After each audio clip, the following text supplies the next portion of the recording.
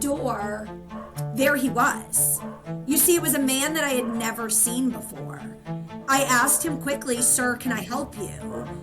And before the last word even muttered out of my mouth, he took his fist right to my nose. Miss Erika Rothenberger, she's a media personality, thought leader, and dynamic keynote speaker on Audacity. Erika is a staunch advocate and survivor of a brutal assault, and she uses her platform now to elevate domestic violence awareness and inspire others to reclaim their own power. I just remember so strongly thinking that what just happened to me, feeling like I wanted to be the victim.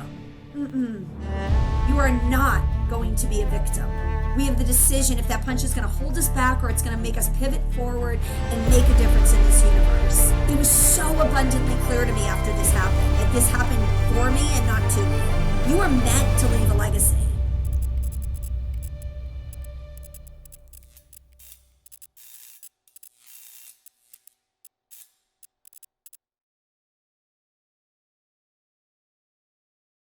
Welcome to another episode of the Real Mentors Podcast. As always, I'm your host, Sean Martin. Today, we've got an amazing guest, Miss Erika Rothenberger. She's a media personality, thought leader, and dynamic. And when I say dynamic, you just wait. Keynote speaker on Audacity. She's appeared on Fox News and been featured across multiple notable media outlets. In 2025, she was named Dynamic Woman of the Year by Philly Style, Modern Luxury Magazine, recognizing her impact on leadership, empowerment, and women's advancement. On a deeper note, she's got a book coming out called You've Got This, Boss Mama, and the forthcoming Audacious Expansion releasing February 22nd this year. So by the time you see this, it will already be on store shelves. And on a deeper note, Erika is a staunch advocate and survivor of a brutal assault.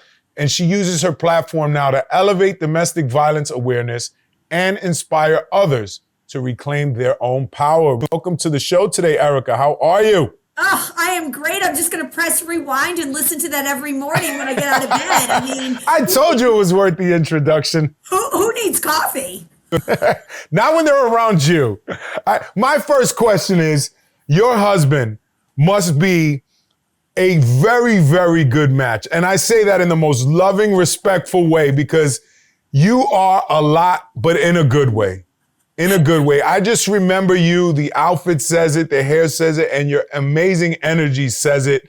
And let's get right into it. I know you're a Jersey girl. And I will add in the aside, he's a saint. Like the fact that he's still with me 13 years later, I will say he has patience of like a saint. My wife is the opposite. So it's amazing because, again, I mean, I've seen your social. I see the beautiful family things you do, and I know you.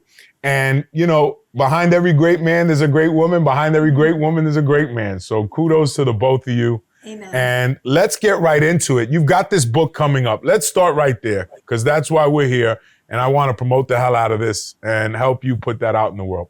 Oh, love it. Love it, love it, love it. I can't wait. Audacious Expansion. It's like a matter of days. And by the time this comes out, I can't wait because it will be out to the world. Yeah, and we'll try to push it a little faster so we can help you with that as well because that's what we do here. Tell us about the book. What's it all about? Oh, man. Well, you know, Sean, you mentioned, first and foremost, I just want to thank you for having me today. I want to thank you for being willing to just tell everyone about Audacious Expansion and what it actually means to expand audaciously, to be bold, to be brave, to be badass, to decide to say, hey, listen, I am going to take that step into the unknown. I'm going to take the action before I have the plan, and I am going to create a legacy and leave the world better than I found it. Because I truly believe that so many of us can have limitations on our life and think, well, maybe we'll wait till next year. Maybe we'll wait till the kids get older or there's this amount of money in the bank. And what we commonly recognize is there's never going to be a perfect time. And I'll rewind, 3.5 years ago, that's when I realized that I thought I was living this big, bold, audacious life. I thought I was the woman with the hard hat and the steel-toed boots in the construction industry, driving in suburbia America, 2 kids, a dog, and a husband. And what I recognized is I was living a beautiful life, but it wasn't the life that I was supposed to live. And sometimes it's the punch that happens in our life that audaciously expands us. It's the reason that on the book, it's actually a ripping open of the book, because I truly believe that we need to break free from the shackles or the chains that are holding us back in whatever it could be, the belief that we don't have in our head, or comparing ourselves to the person to the right or left of us, or thinking that we're not good enough to do what he or she is doing. And what we have to realize is that we can do just about anything, right? We had a 1 in 400 trillion chance of being on this earth. You were meant to leave a legacy. Absolutely. And I remember, and I get goosebumps because this is how I remember people through meetings. And I met you, and I just asked, and I remember you were going through something emotionally, and we were also at Heroic Public Speaking together. Today has been like a heroic reunion for me. I had Tracy on earlier. I got Rajiv on next. So such a cool day to reconnect with all of you and your amazing missions, and all have books coming out. And, I felt called to help you all. But I remember meeting you and just going over to you and asking you what you did for a living. And to my surprise, you weren't a full-on entrepreneur yet. And I just remember telling you, or asking you rather, why not? And it is so beautiful to see you in your element, see you in your space, and tapping into what I know you can be. And more importantly, you probably always known that you can be. So what are some of the catalysts that are driving this? What are some of the transformations that you've undergone, or some of the things that you said, you know what, enough is enough. It's time to start living the life that I'm going to design for myself? Because I think people need to hear that. Oh, I love that. I love that. And what I want to remind anyone that's listening to this is that I hope that it doesn't take a punch like it did for me to make you wake up and actually say that. And I thought, and I think from the outside looking in, people thought, wow, she's living this big, bold, audacious life. Like she went and got her degree in civil engineering. She has her MBA. She's climbing the corporate ladder. She has the corner office, like all of the things that looked good on paper. And yes, so many of them were amazing. But what I recognized is there was this burning desire to me to do something more. And I think a lot of us go through that, especially in that sandwich generation where our parents are getting older, our kids, we're still parents to our kids. And we realize that there's this midlife, and I don't call it a crisis, I call it an awakening. Oh my goodness, I was put here to do something so much bigger. And 3.5 years ago, it was June 16th of 2022. And Sean, it was a day like any other. I drove to work the exact same way that I always did. I had my bright pink blazer on with my matching heels. I stopped for a networking meeting, and I remember actually calling my assistant and asking her to put off a meeting for 15 minutes. And I always think about that, because those choices we make in a day and how much they can alter what happens in our day, and for the good or the bad. And I remember being at that next stoplight, and my kids were with the sitter, and my husband was in Kansas City. And I remember leaving them a message telling them to have the most amazing day. And as I left them that message, it's crazy to think that that could have been the last message I left them, because I pulled into that parking lot. I went to quickly gather all my belongings. I took that last sip of pink Himalayan sea salt water, with the one that, I don't know, Instagram told me was going to give me this dewy complexion. I still don't know if it's working, but I tried it anyways. And as I opened the door, there he was. You see, it was a man that I had never seen before. And I asked him quickly, "Sir, can I help you?" And before the last word even muttered out of my mouth, he took his fist right to my nose. He grabbed me by my hair and he threw me to the asphalt pavement. He proceeded to punch me 5, 6, 7 more times, but at that point I wasn't even really counting. I felt like a rag doll and not a human. I was doing everything I could to stay alive. I was kicking, I was screaming, I was biting, I was trying to crawl away, but his wrath was so strong amongst me. And you see, in that moment, I realized that all the little things in life really didn't matter. I was doing everything for survival in that moment. And then he took the large crease of his elbow. And I remember right before it hit my neck, thinking that that was the last moment I was going to be the mom to Drew and Adeline. The last moment I was going to be the wife to Andy. And the last moment that I was going to be able to leave my legacy on this earth. I thought, this is not how it's supposed to end. This is not how the legacy or the bold audacity that I'm supposed to leave on this earth. Everything went completely black. I passed out. And luckily, by the act of someone way higher than me, I was able to get to my feet. And as I got to my feet, I was so disoriented. I had no idea where I was. I had no idea if he was going to chase me with a gun or follow me, but I ran with all of my might to that office building that always seemed so close every morning, but that day seemed so far away. And as I looked over my shoulder, I saw him in my car. And as I walked and screamed in that office building for help, I just remember the police, the detectives, the ambulance, like everything just coming at me like a million miles an hour. I was drinking from a fire hose. And unbeknownst to me, he had escaped by foot and started burying himself close to the building where they sent the dogs and drones in eventually to find him.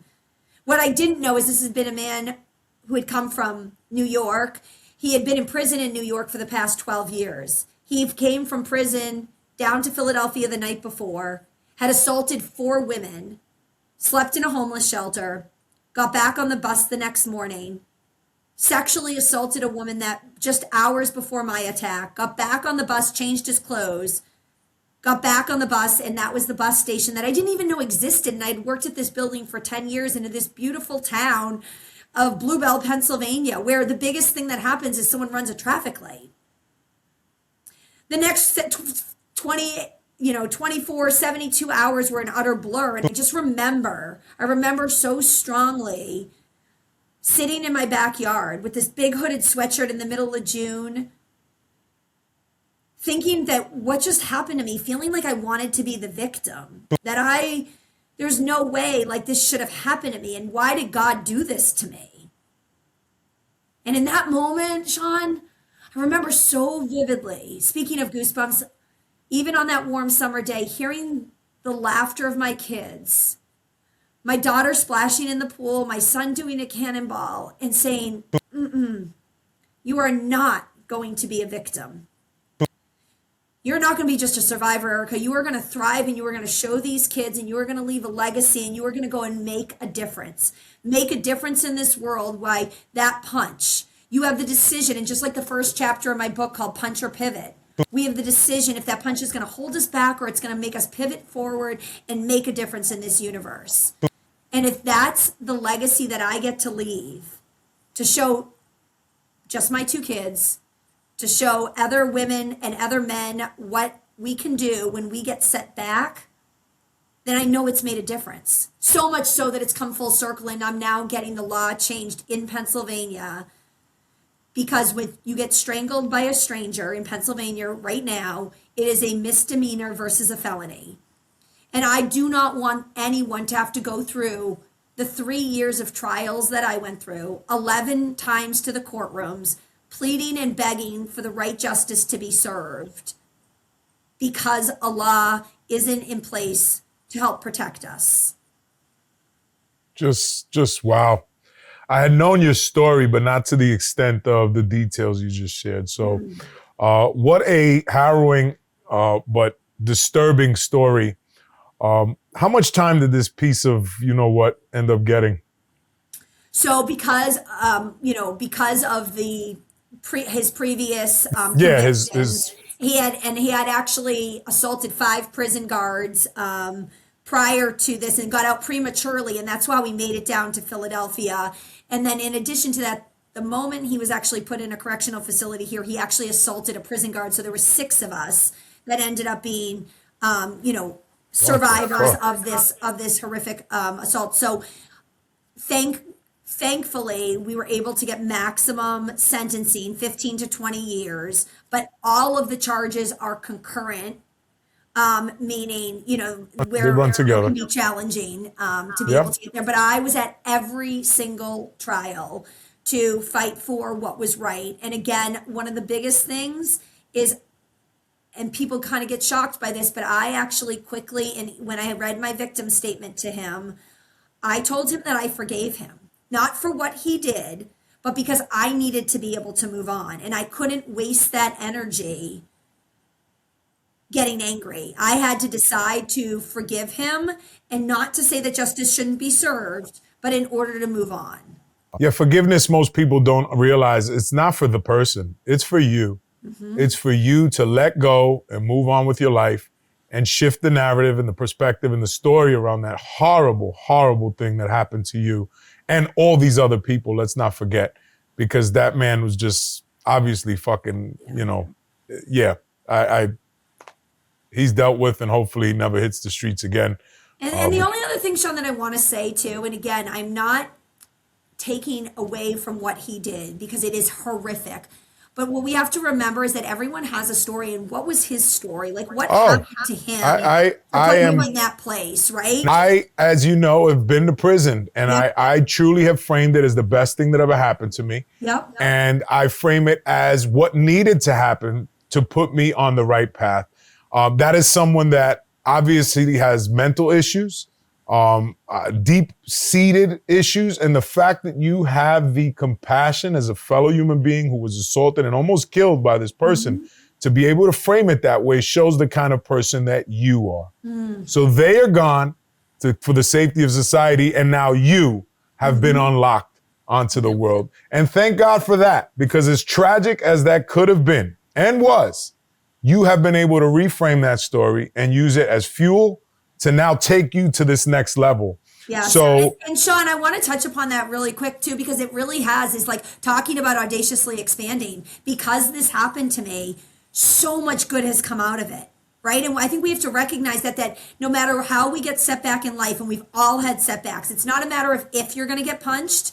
And I don't mean physically all the time. It could be the bitter divorce. It could be the death of a parent. It could be going to prison. Whatever that is, it's gonna happen in some way, shape, or form. But it's what we decide to do from it. And because of that, I don't know if I ever would have gone to heroic speaking. I don't know if I ever would have wrote a book or started a podcast or done all the other things that I've done. Started this Women Audacious Summit. And because of that, I truly believe God gave this to me as a gift to say, you have this opportunity to go and leave that legacy, that audacity within me, that burning desire to wanting to be something more. It was so abundantly clear to me after this happened, that this happened for me and not to me. right. And, you framed it and you kind of touched on it when you said the shackles that we all hold ourselves in. And that's what my prison story was, because, you don't have to have been punched in the face or have gone to prison to learn the lesson. We are in self-imposed prisons of our own making, of stories that were thrust upon us. And then we live in this thing and we can't understand why we feel miserable, why we're depressed, why we're living in this mental health crisis. It's because we have been shackled and just taught to believe that, being too much will not be forgiven. Like, who the hell are you to think that you can do all these things? So, you said something beautiful, which is things started to change. And I think it started in that backyard a few days after, when you decided not to be a victim, obviously. That's when it all started. But then when you start to step into your purpose on the journey, as I always say, God rolls out that red carpet for you. He puts the right people in place. He says, you know what, Sean, Erika's got a book coming out. Let's get her on. Let's push this thing through. That's just the way that the universe works. And the universe didn't make a mistake by connecting us. We might have spoken for 5 minutes, the entirety of all the time that we were together there. But boy, that 5 minutes left an impression. And then we follow each other online and we've communicated. So again, it is truly the framing. What are some of the things you've done to rewire your conscious and subconscious mind to accept that narrative, to say, I'm not going to be a victim. I'm going to now be the light for all of these women who are suffering, both at the hands externally, but also internally of their own making, because their decision is to be a victim, or their decision is to stay in that story that someone else told them they had to be in. Love this question. Thank you for asking it. Sean, one of the methods that I have that I follow, and I realized that I was already following this actually prior to this incident happening, but I put it in the book, and it's called BOLD. And BOLD. And B is believing in yourself. What are you doing every day to believe and start with yourself? That foundation to be able to make a difference. How are you investing in yourself every day? And what I recognized is I was already doing a lot of that before this happened. I was building that foundation. So when this punch came, I was prepared in ways that I wasn't necessarily particularly preparing for what actually happened. But when the punch happens, when you work on yourself and you believe in yourself and you start doing the inner work and you start doing the healing for trauma that had happened a lot in my childhood, that I realized that I had repressed and pushed down and forgot about, that came seeping through because I never dealt with it. And that goes on to the O, which is the ongoing process, the consistency of anything we do in life. And I have a method within there called the 3-3-30. 3 minutes a day, invest in yourself. Start with your day. No doom scrolling, no looking at social media. Just start with you. Whoever is your higher being, whether it's scripture, whether it's meditation, like just shut everything off. And what's your intention for the day? The next 3 is 3 real intentional gratitudes, right? What are you writing down every day? And be so specific. Like, I got to read my daughter, this magical fantasy book last night, and seeing her giggle made me so excited. Like, really feel that gratitude, because if we're not grateful for the small things, we'll never get the big things. And then the last 30 every day, the 30 minutes that you invest in yourself for that big, bold, audacious goal. What is it that you want to do? And that could goal, when I say big and bold, that could be, hey, listen, I'm going to go to yoga for 30 minutes. That could be, hey, I'm going to sit on the couch and watch, like, take time to be with my significant other. Like, I want to remind everyone that being audacious doesn't mean you have to run the marathon or write the book or be on a TEDx stage. Like, it can be the small things you're doing every day that are pushing you forward. The L is leaning on others. And I think so often we don't want to lean on others. We don't want to intrude. We don't want to add that extra pressure. But what I recognize is we were not meant to do life alone. I couldn't imagine of going through heroic without our cohort and who we had there. The days that were hard, the days that were challenging, the days we felt like our message didn't matter, right? And then D, and this is when it really comes full circle, and it goes back to the law that I'm going to put in place. It goes back to my kids, is developing others. When we truly become the light for others, and we truly develop others because of it, we know we're doing it not be for us anymore, but we're doing it because someone else needs our message. That's when we start to hit a different pinnacle. That's when life starts to, like, to me, just explode in ways like that you can't put a dollar and cent to it. Yeah, that's beautiful, beautiful, beautiful. I'm sure our editors are going to have a good one with that, because, I mean, that's what people need.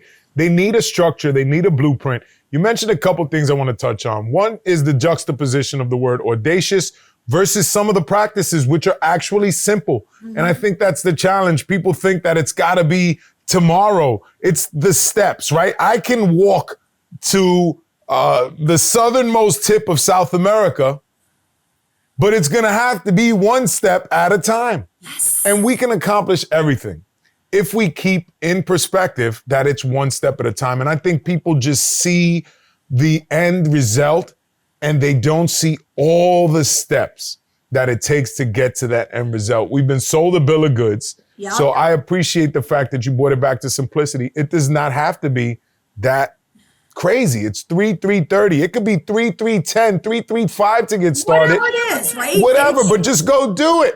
And I always say it's 36 minutes of your day. It's 2% of your entire day. Like, everyone, don't tell me you don't have time. We make time for what's important. Someone tells me they don't have time, but their nails are done perfectly. I'm like, you had time to go get your nails done. Like, right? Like, if you make time for what your priorities are. I clearly don't get my nails done. It's not a priority to me, but there's other things that are. Like, we just have to make today, I even said to you when we got on this podcast, one of my main priorities is to be at my daughter's Valentine's Day, party, and to be a volunteer. We're going to make sure it happens, because at the end of the day, that's the most important. And it's perfect that you said that, because my next question was this. You mentioned, some childhood trauma. Yep. And I know you from everything I see. You have a beautiful family, and you've done everything in your power to attract a husband that compliments you and also create a space, it looks like, that does not have that. So I always say the proudest thing I've always accomplished is not the stages, not the money, not anything other than the family, because I came up in a single parent household and that had its struggles. How were you able to navigate that? And let's go back to the O and ongoing, because I think that therapy and unlocking the inner self and being aware of the inner self is the most important component to success, true success, well-rounded success. So when I coach people, it's almost never about the money. Because if they come to me, they're already making, mid 6 figures, maybe even 7 figures. And I try to unlock the mindset hack, which is always an internal shift. There's something they're not seeing that I can reflect the mirror on. And I even know that there are things that are holding me back, that invisible ceiling.